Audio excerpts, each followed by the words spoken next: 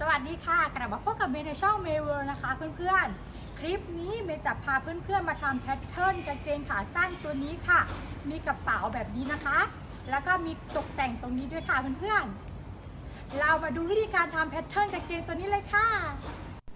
เริ่มทำแพทเทิร์นกันเลยค่ะวัดจากริมกระดาษเข้าไป5 นิ้วเส้นนี้เป็นเส้นกลางเป้านะเพื่อนๆจากริมกระดาษขวามือวัดลงมา2 นิ้วจาก2 นิ้ววัดลงมา1 นิ้วขีดเส้นนี้เป็นเส้นเอวจริงเส้นนี้เป็นเส้นเอวหน้าค่ะ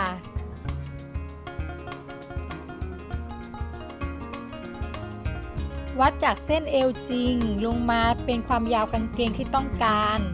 เมย์ทำที่35 เซนค่ะขีดความยาวกางเกงมาเส้นเป้านะคะตรงนี้เป็นเอวตรงนี้เป็นหน้าท้องของเราตรงนี้เป็นก้นเนาะจากเอวหน้าค่ะเพื่อนๆวัดมาผ่านหน้าท้องผ่านเป้าผ่านก้นถึงเอวหลังได้กี่เซนของไม่ได้66 เซนเอามาหาร2ได้33วัดจากเอวจริงลงมา33 เซนติ๊กไว้ก่อนจากจุด33 เซนวัดขึ้นมา5 นิ้วติ๊กไว้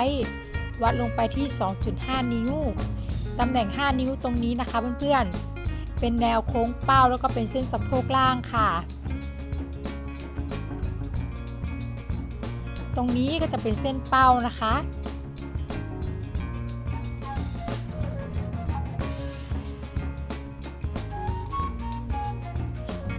ไม่ขอหมุนกระดาษค่ะมาดูเอวค่ะรอบเอวของเมย์70 เซนหาร4เท่ากับ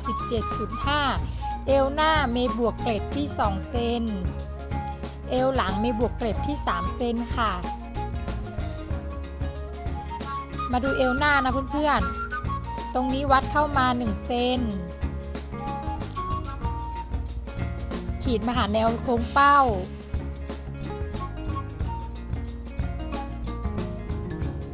เป้าหน้ายื่นค่ะเมย์ทำที่1 นิ้ว 1 กระเบียด1 นิ้ว 1 กระเบียดหรือ1 นิ้วครึ่งนะคะใช้ได้ค่ะเพื่อนๆ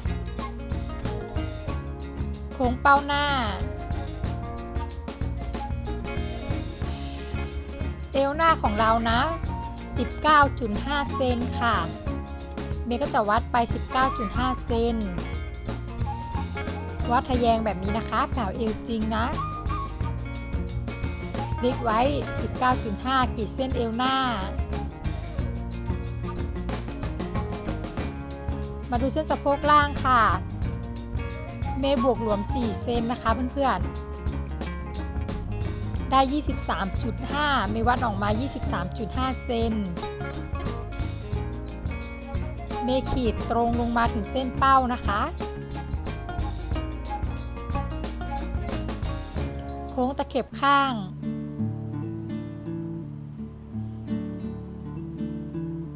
เป้าหน้ายื่นค่ะแบ่งครึ่งกับเส้นตะเข็บข้างนะคะเราจะทำเส้นกลางขาค่ะขีดเส้นกลางขา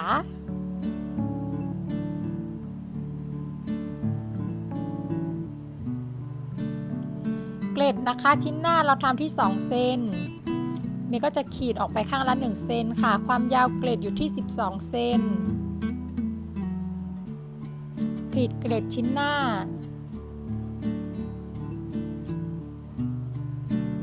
มาดูเอวหลังค่ะตรงเอวจริงตรงนี้เมย์วัดเข้ามา 1.5 นิ้วตรงนี้วัดเข้ามา 0.5 นิ้วขีดเส้นเป้าเอียงหลัง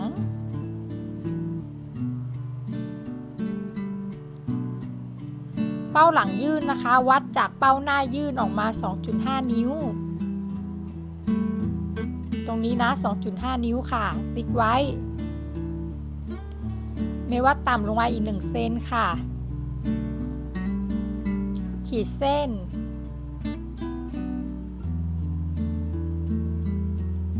โค้งเป้าหลัง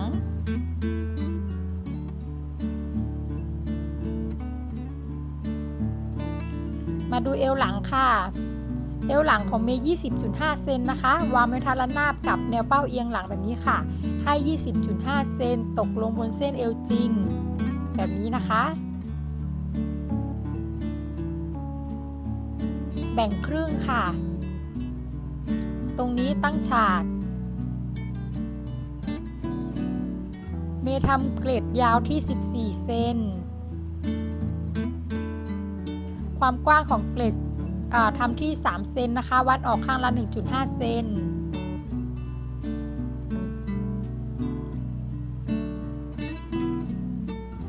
สะโพกล่างของชิ้นหลังค่ะ 23.5 เซนเมย์วางไว้ทางระนาบนะคะกับแนวเป้าเอียงหลังแล้วก็ให้ 23.5 เซนตกลงบนเส้นสะโพกล่างค่ะติ๊กไว้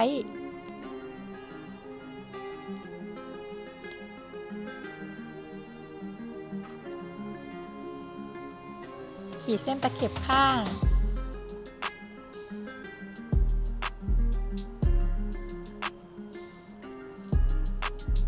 ตรงนี้ไม่ขอขีดบ้านออกมานิดนึงค่ะเพื่อน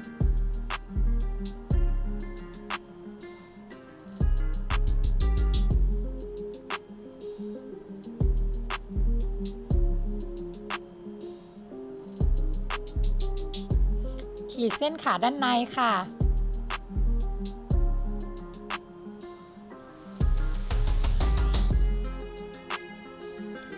มีวัดขาด้านในของชิ้นหน้าค่ะว่าได้กี่เซนวัดขาด้านในของชิ้นหลังให้ได้เท่ากันนะคะ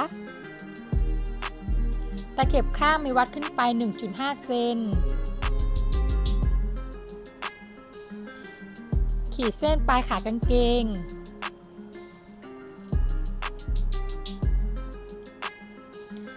ตอนนี้แพทเทิร์นเราได้แบบนี้นะคะเมย์จะกลิ้งแพทเทิร์นชิ้นหน้าออกมาค่ะ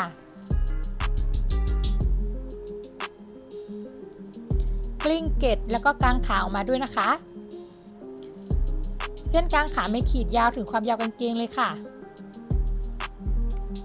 พอเรากลิ้งเสร็จเรียบร้อยเราก็มาลอกเส้นค่ะขีดเส้นให้ชัดเจน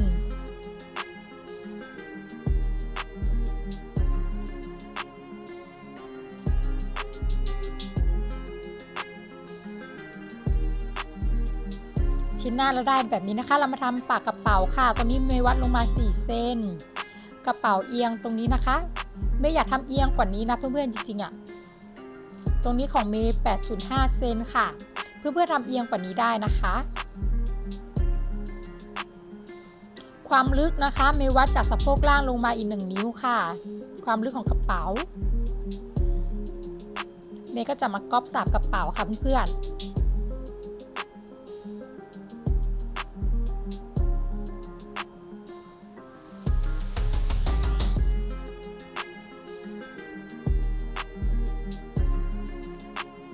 ลอกสับกระเป๋าค่ะตรงนี้เป็นตะเข็บข้างนะคะตรงนี้เป็นปากกระเป๋าจากนั้นเราก็มาลอกอีกชิ้นนึงค่ะ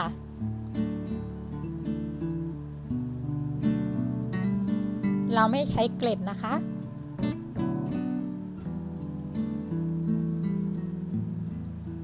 เรียบร้อยค่ะจากปลายขากางเกงนะเพื่อนๆเมย์วัดลงมา1 นิ้วค่ะขีดเส้น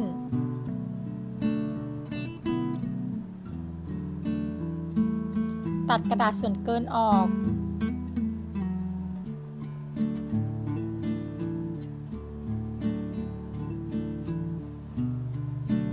พับตรงปลายขากางเกงแล้วก็ตัดแพทเทิร์นค่ะ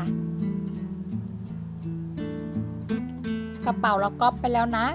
แพทเทิร์นตัวนี้เราจะตัดแค่ชิ้นนี้ชิ้นเดียวค่ะ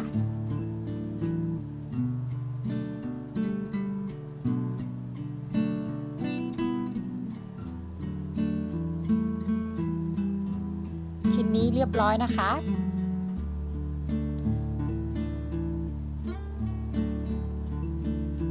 แล้วก็ตัดชิ้นนี้ค่ะ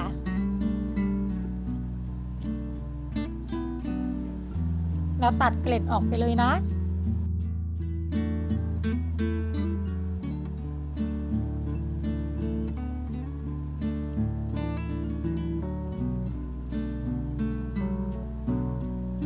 เรามาดูชิ้นหลังค่ะตรงปลายขากางเกงชิ้นหลังนะเพื่อนๆมีก็จะขีดออกมาอีก1 นิ้วเหมือนกัน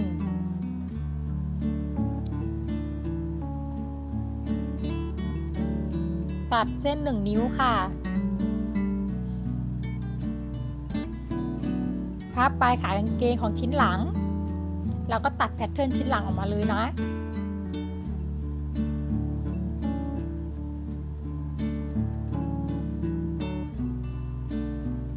ได้แบบนี้ค่ะ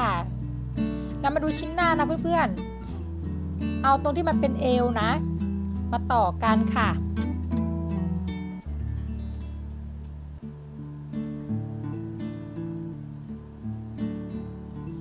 แปะสกอตเทปติดกันไว้ก่อนตรงนี้เมย์วัดเข้ามาที่2 เซนค่ะ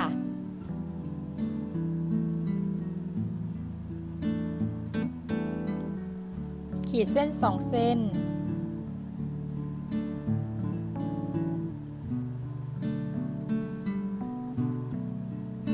จากนั้นเมย์เอากระดาษมาเสริมแปะสกอตเทปล็อกไว้ก่อนค่ะ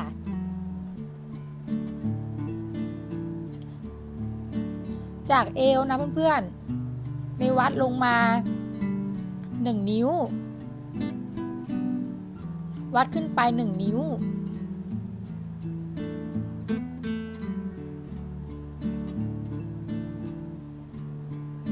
ตรงนี้เราขีดตรงขึ้นมาค่ะแต่งเส้น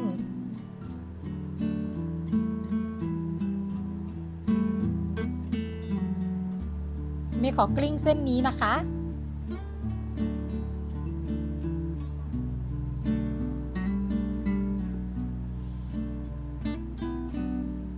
เอาแพทเทิร์นชิ้นหน้าออก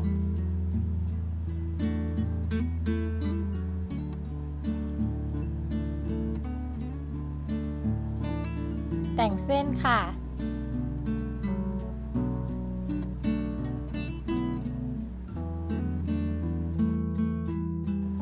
มาดูชิ้นหลังนะคะมีปิดเกล็ดหลังค่ะ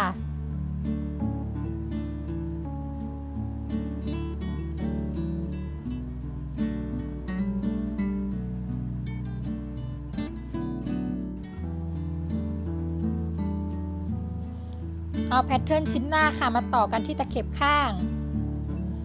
แปะสกอตเทปล็อกไว้เราจะมาทำขอบเอวค่ะเอากระดาษมาเสริมนะเพื่อน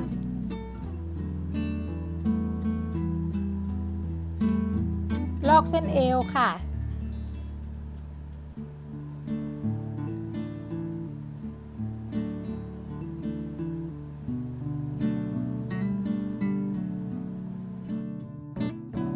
ขีดเส้นตรงขึ้นไป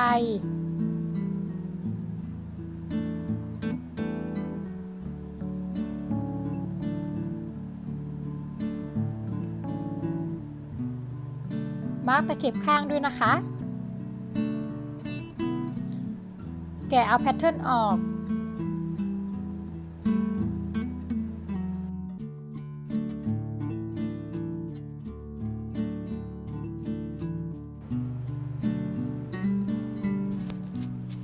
แต่งเส้นให้ชัดเจนตรงกลางหลังตรงนี้นะเพื่อนๆตรงเอวหลังตรงนี้ไม่ปรับลงมา2 เซนค่ะโค้งใหม่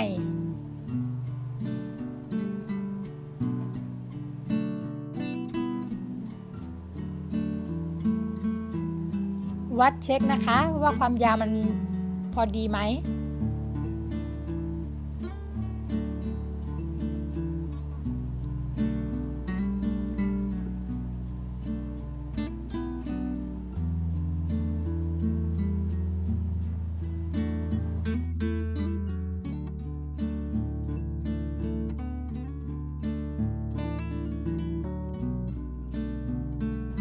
ขีดเส้นใหม่ค่ะขอบเอวไม่ทำกว้าง2 นิ้ว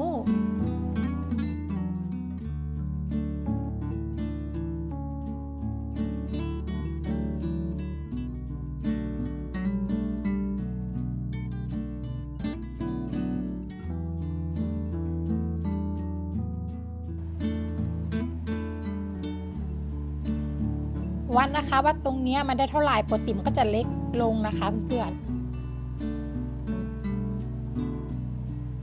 เม เมย์ขอขยายออกอีกประมาณ 0.75 ค่ะเพราะเดี๋ยวมันจะแน่นเอวของเมย์เกินไปนะเมย์ขีดตะเข็บข้างตรงขึ้นมา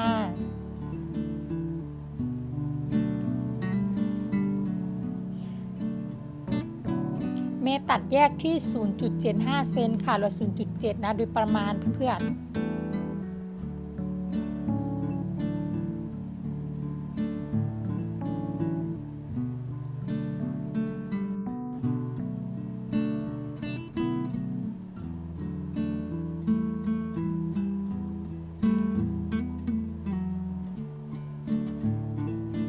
ตัดแยกค่ะไม่กัดด้วยสายตา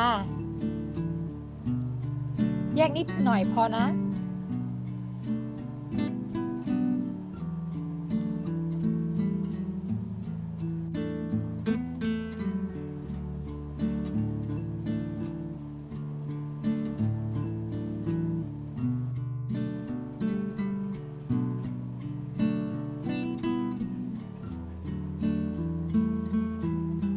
โอเคค่ะเมย์วัดเข้ามา1 เซนนะคะเพื่อนๆ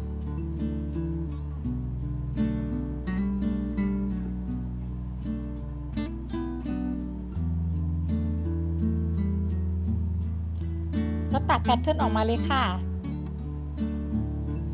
แพทเทิร์นกางเกงขาสั้นของเมย์ก็เสร็จเรียบร้อยแล้วค่ะได้หน้าตาแบบนี้นะ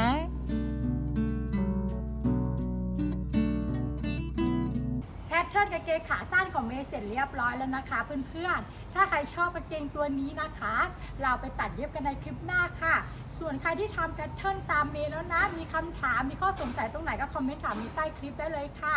ส่วนใครที่อยากตัดเย็บเป็นตัวเลยนะเราไปตัดเย็บกันในคลิปหน้าค่ะสำหรับคลิปนี้ขอบคุณรับชมค่ะสวัสดีค่ะ